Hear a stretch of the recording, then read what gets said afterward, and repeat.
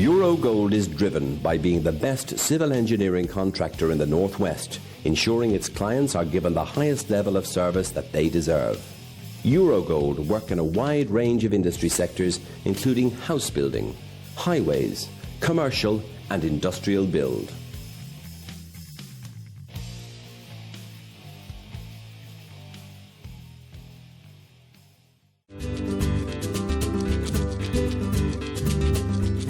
La Vita is an award-winning, independently run Italian restaurant. Located on Rose Lane in the heart of Liverpool, real Italian-style dishes, using the best ingredients, skillfully prepared by our chefs. Come and try our serious Italian experience.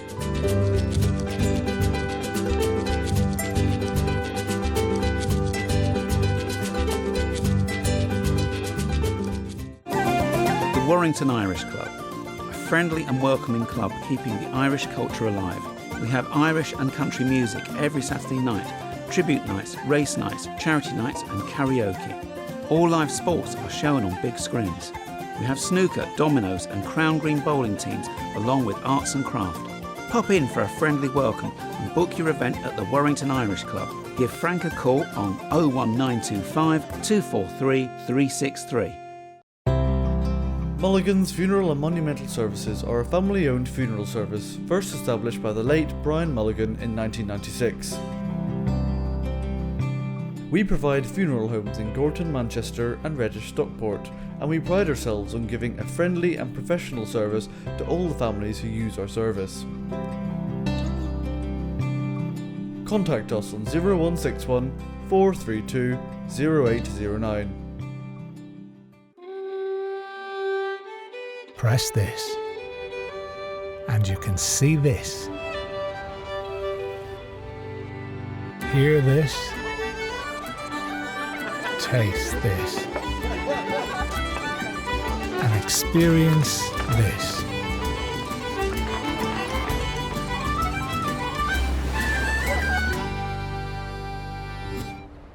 Press the green button at Ireland.com.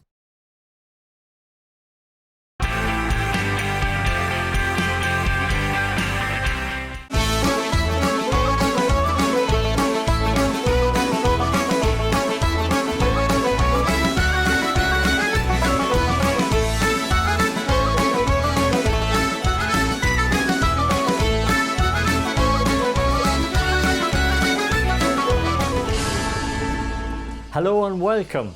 Coming up on the show this week, we're at the Nottingham Irish Centre, which has been the heart of the community for over 50 years. But first, we're off to Huddersfield to meet Rebecca Kane, who runs the very successful Kane Academy.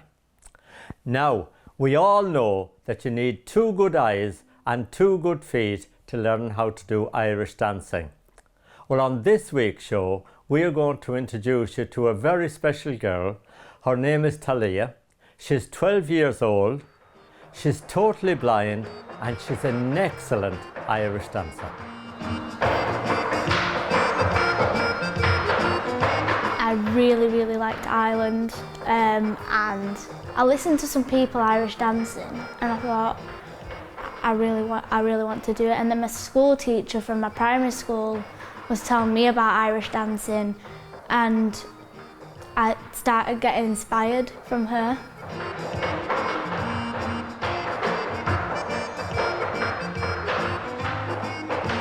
You've got lots of children here coming for tuition in dancing, but you've got one very special girl called Taaliyah.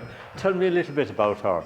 So her mum got in touch when she heard about the first Department of Education holiday club, and she said that Taaliyah had fallen in love with the Irish music from hearing the fairy tale of New York, and she'd fallen in love with it and the culture of it and wanted to learn the dancing maybe about 3 or 4 years before the mother obviously saw the holiday club that we just started to do.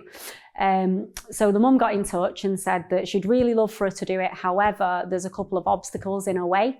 One, the club was for ages 4 to 8 and Taaliyah's 12, and the second one being that she's blind. But the mum said, you know, please let her do it.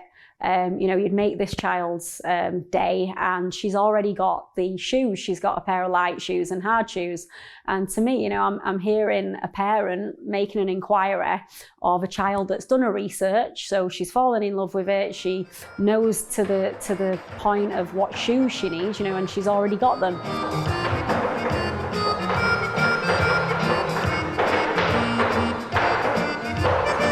Yeah, timing I knew would be really good, because if you think about it, if you're not as able to see, then your other senses are going to probably be better, because you're going to rely on those. So hearing is what I expected would be good for with her. And I also expected that she'd really take to the hard shoes because of that. And really, when you learn Irish dancing, although you've got the gazelles running across the stage and flying, and you've got the athletics going on in the dancing these days, you know, it's been referred to as the Olympics of Irish dance. The crux of Irish dance really is the rhythm and the timing, and that's only something that you can get from hearing. Have you found it very difficult when you first started off? I don't know about very difficult, but I found it a bit difficult. Like the first time, I did kind of struggle a bit. See, saw, you're bringing your left leg, so your back foot round, and then go 2, 3. I teach her very similar to the way that my first teacher taught me, and my first teacher was quite elderly, and she couldn't really do the dancing herself. At that point, she was in her late 60s, early 70s, and she used to get down on her hands and knees and put your feet in the positions. So I'm basically just replicating that teaching model that my first teacher had, and you know, she got me through into open within 3 years.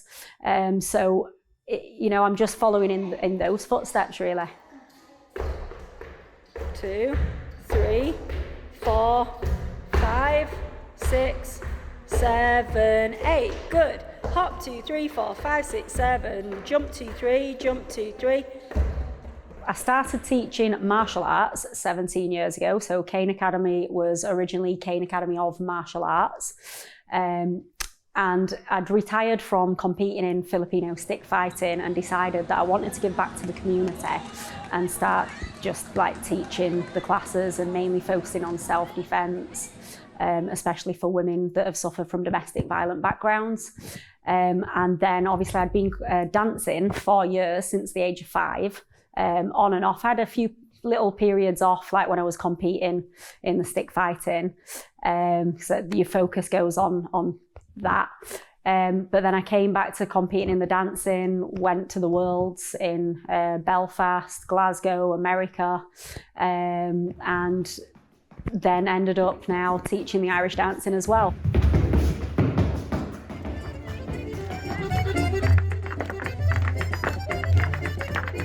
So what age are you now, Taaliyah? I'm 12. So when did you start doing Irish dancing? Back in August last year. Wow, you've learned really quickly, haven't you? Yeah. You've done really well. Are you proud of yourself? Yeah, I'm really proud of myself.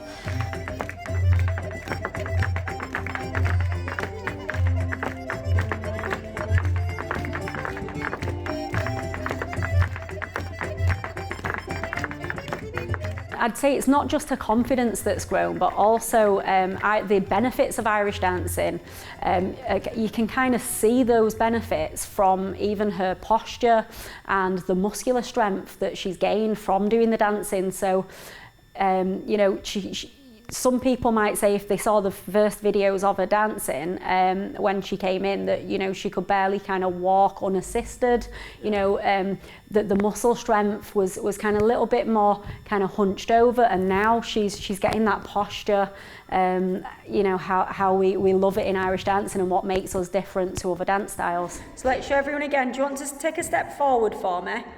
That's it, awesome, you're a superstar. Back into turn out. We go see, saw, 2, 3. Do you like dancing with other children, or do you like dancing on your own? I like a bit of both. It depends what I'm doing. It depends. Yeah. Like if I'm working on a performance, I like doing it on my own to practice.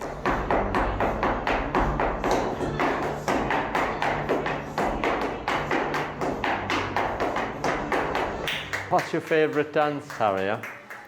I don't have a favourite, but I do like my hard shoe dancing. I don't know which one.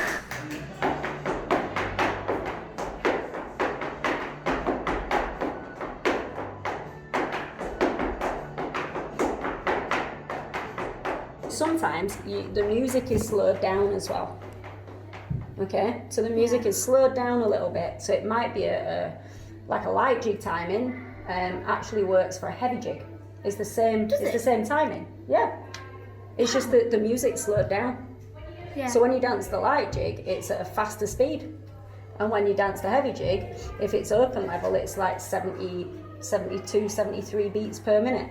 Yeah. So it's just slowed down, but it's the same timing, same time signature. Well done. What do we think, guys?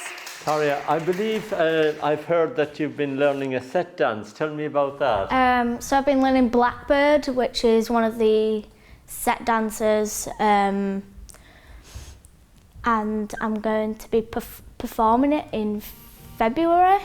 Oh, well done. Will you do a little bit of that for us today? Yeah.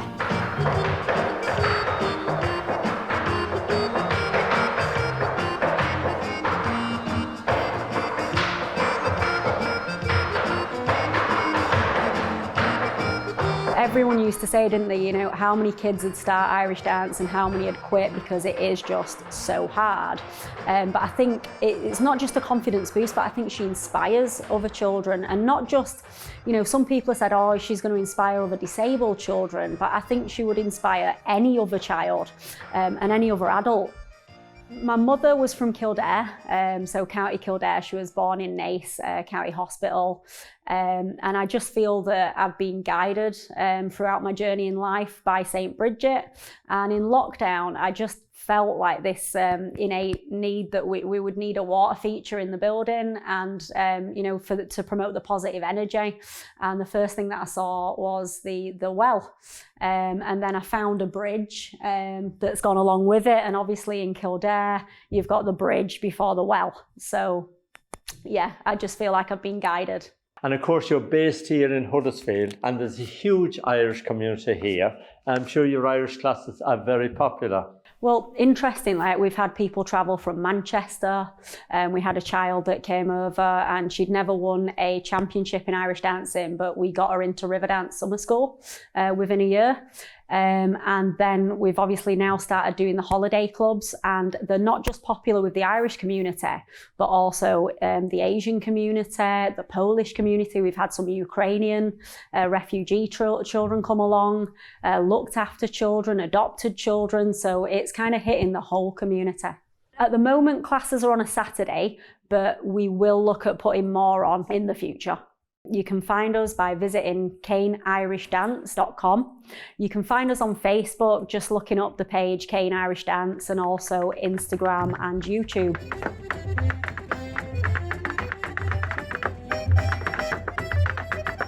Have you got some favourite songs and music that you like?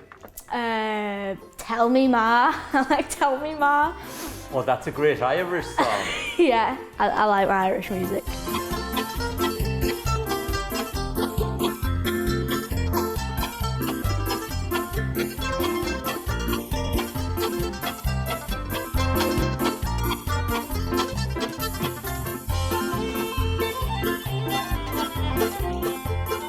Well done to Rebecca Kane for everything she has achieved with the Kane Academy in Huddersfield. And a big thank you to Taaliyah for dancing on the show for us tonight. We know that you've got wonderful ideas, Taaliyah, and plans going forward. And we wish you the very best of luck with them. And keep up that Irish dancing. You're absolutely fantastic. Well done. Now we're going to take a break, and when we return, we'll be at the Nottingham Irish Centre.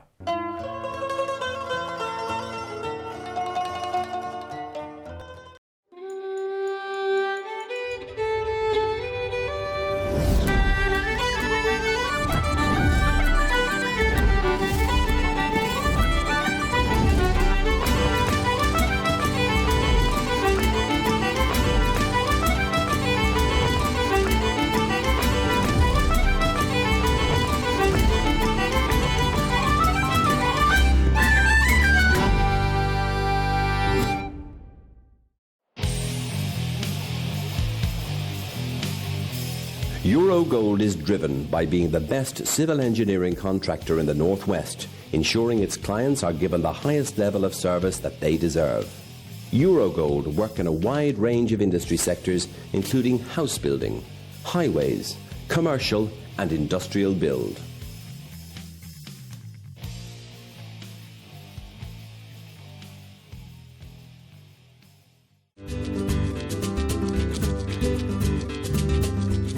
La Vita is an award-winning, independently run Italian restaurant. Located on Rose Lane in the heart of Liverpool, real Italian-style dishes, using the best ingredients, skillfully prepared by our chefs. Come and try our serious Italian experience.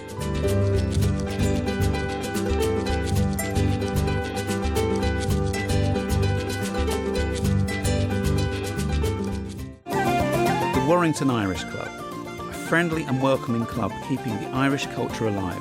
We have Irish and country music every Saturday night, tribute nights, race nights, charity nights and karaoke. All live sports are shown on big screens. We have snooker, dominoes and crown green bowling teams along with arts and craft. Pop in for a friendly welcome and book your event at the Warrington Irish Club. Give Frank a call on 01925 243 363. Mulligan's Funeral and Monumental Services are a family-owned funeral service first established by the late Brian Mulligan in 1996. We provide funeral homes in Gorton, Manchester and Reddish, Stockport, and we pride ourselves on giving a friendly and professional service to all the families who use our service. Contact us on 0161 432 0809. Press this, and you can see this, hear this, taste this, and experience this.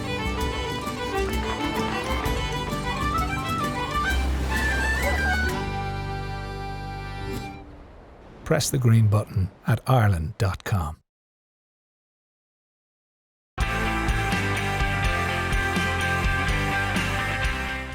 Welcome back. Now we are off to the Nottingham Irish Centre, which has been the heart of the Irish community for over 50 years. We'll be finding out about the history of the centre and what is happening there week in and week out.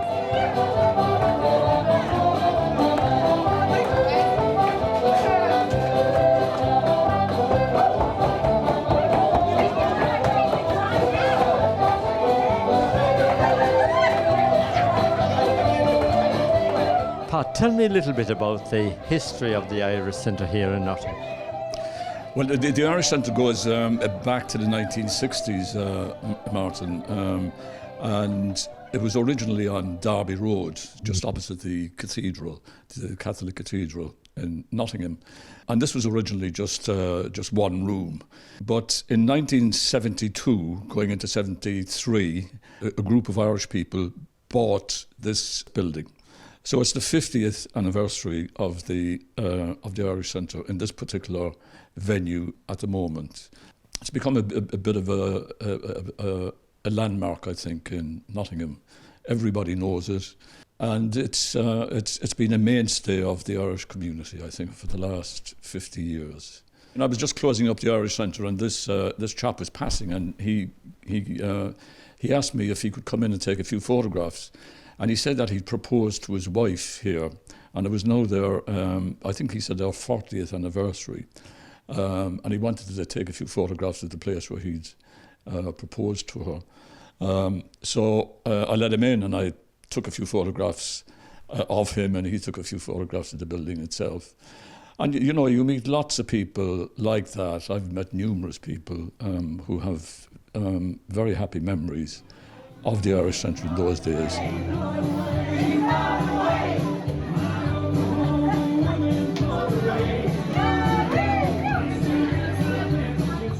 The Irish community has changed enormously since then. You know, these were people who came over in the 50s and 60s and their children, and they would come here every week, and it was the centre of it was the centre of their existence in a way, you know, at a time when it wasn't easy, let's be honest about it, at times to be Irish. This was a place that they felt safe, that they could come, that they could meet their friends and their neighbours and family, and that they could be comfortable being Irish.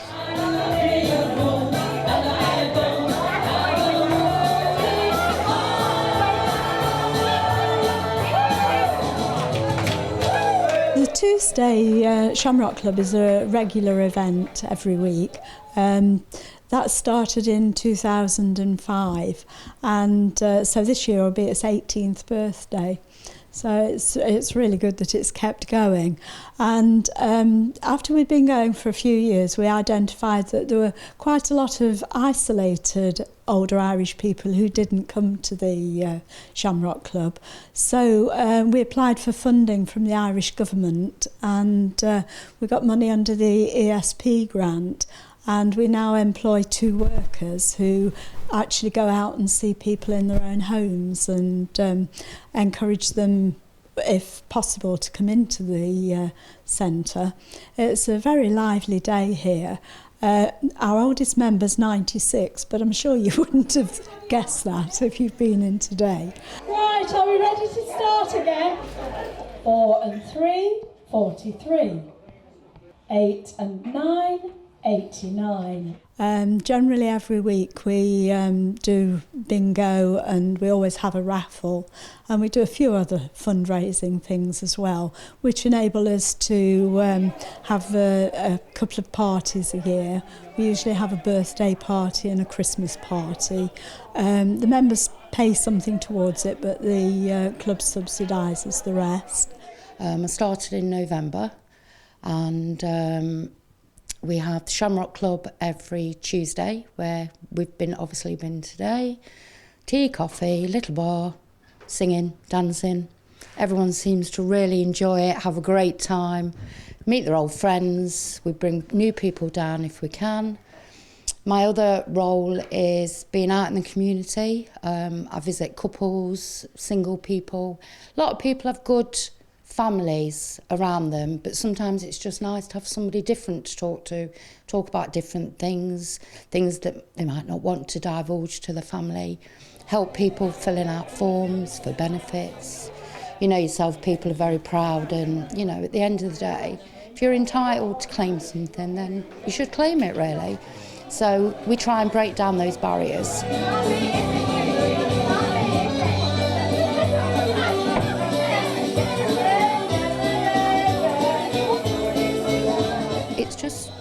It's lovely. It's a fantastic job, to be fair. Everyone's so welcoming, and my time here now, I've just ended my probation period, and everyone's just made me feel really welcome, and I feel like I'm just giving something back to the community. And then it's encouraging people to maybe say, come down to the Shamrock Club. It's once a week. I've just got in contact with one of my old school friends a couple of weeks ago. She's come down today for the first time with her mother. She was a bit apprehensive, a bit nervous, but I've said, are you coming again? I am. So it is breaking down those barriers, and just sometimes it might only be an hour or 2 hours, but it's probably an hour talking to somebody that they may not speak to anybody all week. So a little bit of, as I said in my interview, a little bit of Magella madness every now and again, you know, spreads out quite well. And, you know, I just hope that I can make a difference and just bring a bit of fun and, you know, a bit of companionship to somebody's life that might not have that. Up until COVID, we had an annual holiday to Ireland, but since COVID, some people have felt that the journey was a bit too much.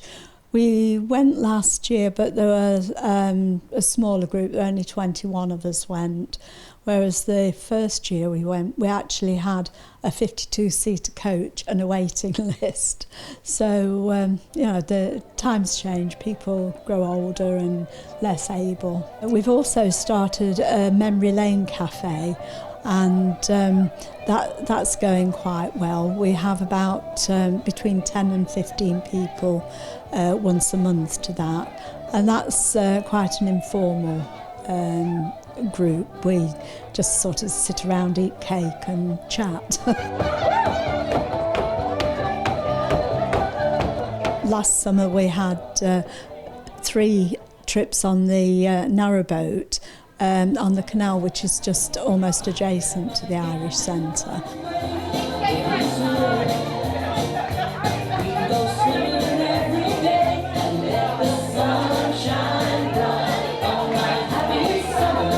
It was lovely cruising up the canal, and then we stopped at the lockkeeper's cottage at the end and had tea and a snack before we came back again.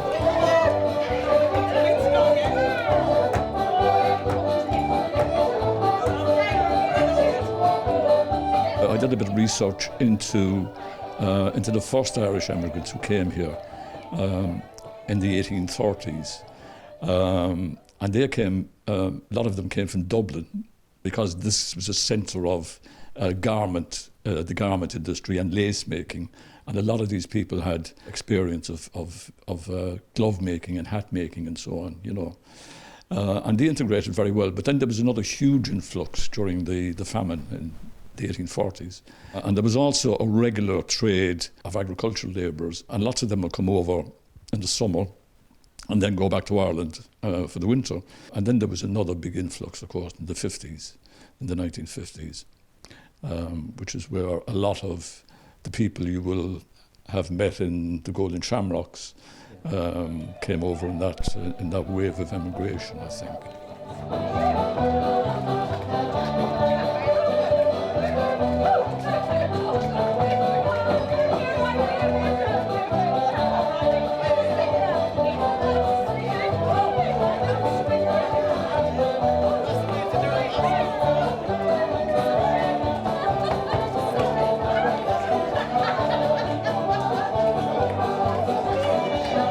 And of course we know that you've had a big gathering and a huge celebration for St. Patrick's Day here in Nottingham. And of course last year was a massive day.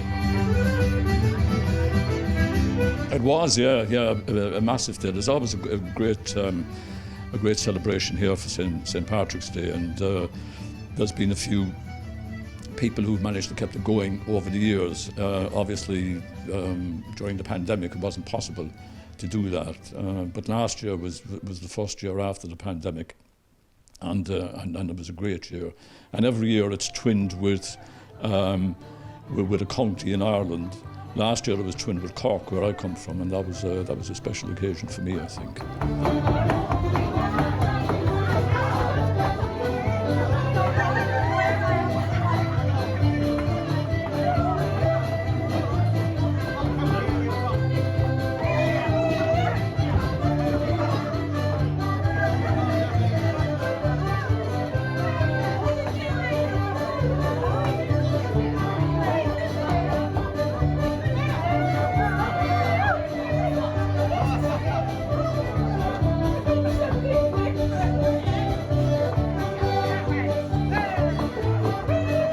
Well, we certainly enjoyed our visit to the Nottingham Irish Centre. What a lovely group of people, full of fun, and weren't they great dancers? Well, that's about it for this week. We'll be back next Thursday night with the Irish in the UK at 7:30, and just before us at 7 o'clock, Henry McGlade will be here with his show from Ireland. See you next time.